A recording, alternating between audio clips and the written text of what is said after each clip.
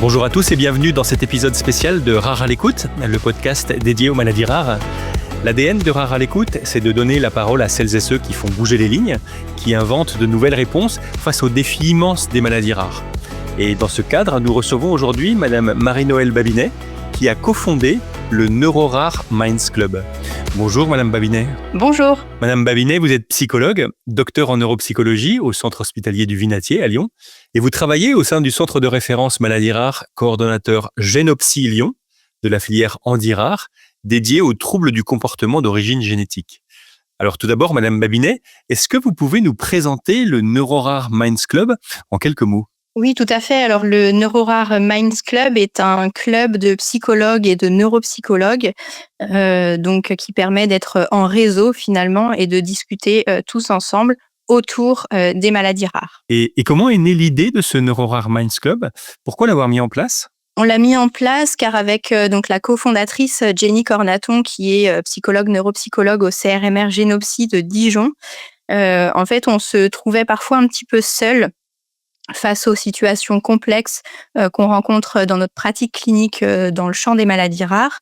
Et on s'est dit que d'autres personnes devaient être dans la même situation que nous. Donc, on a souhaité fédérer finalement un réseau de psychologues, neuropsychologues spécialisés, je dirais, dans les maladies rares, ou en tout cas qui s'y intéressent pour qu'on puisse échanger, discuter et qu'on se sente moins seul dans notre pratique. Et comment fonctionne le NeuroRare Minds Club ? Alors, il fonctionne un petit peu de deux façons parallèles. La première chose, c'est qu'on a un groupe WhatsApp où on est tous finalement connectés et qui permet des échanges très rapides, donc au principe de WhatsApp. Donc, si on a des questions cliniques, par exemple, on peut se les poser avec évidemment tout un tas de lois qui permettent de respecter tout ce qui est éthique. On ne donne jamais de nom de patient, etc. Donc, on va pouvoir échanger sur des syndromes en particulier, des choses vraiment concrètes et assez rapides. Et en parallèle de cet échange sur le groupe WhatsApp, on a un groupe Teams qui permet d'échanger des informations plus au niveau de fichiers, par exemple, de documents, et puis également de se réunir tous les 2 mois en visio pour échanger autour de certaines thématiques ou de certains sujets. Merci Madame Babinet. Et avec du recul, quels sont les résultats que vous avez obtenus grâce à la création de ce club ? Alors, grâce à la création de ce club, c'est déjà de se rendre compte que finalement, on n'est pas si seul que ça, que sur le territoire national, on est beaucoup de psychologues et de neuropsychologues à s'intéresser aux maladies rares. Donc, je crois que c'est vraiment important de se dire ça, et notamment pour les personnes concernées et pour les familles. Et puis, ça permet aussi du coup de mieux connaître finalement nos collègues sur tout le territoire, et donc de pouvoir s'orienter des patients, se poser des questions en fonction de là où se situe la personne concernée par la maladie rare.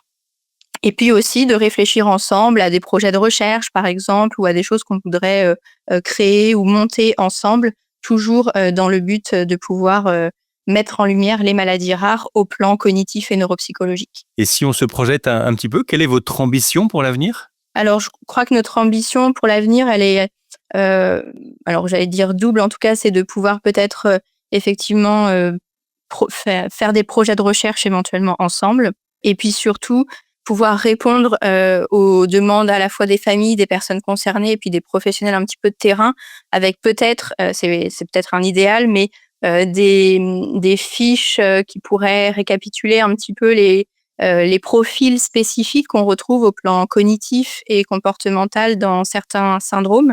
Ça, ce serait quelque chose d'assez chouette, ce qui permettrait à des personnes qui sont peut-être moins sensibilisées aux maladies rares de rapidement savoir finalement quel profil pourrait être attendu, même si bien sûr chaque personne est différente. Donc, c'est l'évaluation qui va ensuite mettre l'accent sur le profil de compétences et de fragilité de chaque personne, et d'avoir un petit peu des choses spécifiques par syndrome, parce que grâce à la littérature scientifique actuelle, on a quand même pas mal d'informations à ce niveau-là. Merci Madame Babinet. Alors pour conclure notre entretien, quel message souhaiteriez-vous partager avec nos auditeurs ? Le message qu'on voudrait partager avec ma collègue de Dijon, c'est vraiment qu'il ne faut pas avoir peur, je crois, de rencontrer et de pouvoir évaluer les personnes qui présentent une maladie rare. C'est vrai qu'on a souvent en tête on peut avoir en tête que quand on connaît pas les maladies rares, alors on n'est peut-être pas assez spécialisé pour les rencontrer et donc pour leur proposer des évaluations neuropsychologiques ou psychologiques. Et en fait, je crois qu'il faut mettre de côté un petit peu cette idée-là. On est tous capables de rencontrer des personnes effectivement concernées par des maladies rares, bien au contraire. Après, il y a des spécificités et justement, ce club est là pour ça, pour pouvoir échanger et se sentir soutenu et épaulé éventuellement face à des situations complexes. Un grand merci Madame Babinet pour ce partage inspirant. Chez Rare à l'écoute, nous sommes convaincus qu'il est essentiel de mettre en lumière ces initiatives qui transforment concrètement la vie des patients et qui ouvrent des perspectives nouvelles pour la société tout entière. Vous pouvez retrouver cet épisode ainsi que l'ensemble de nos contenus sur notre site internet www.rarealecoute.com et sur toutes les plateformes de podcast. Nous vous remercions de votre fidélité et nous vous donnons rendez-vous sur Rare à l'écoute pour un prochain numéro sur une nouvelle maladie rare. À très vite.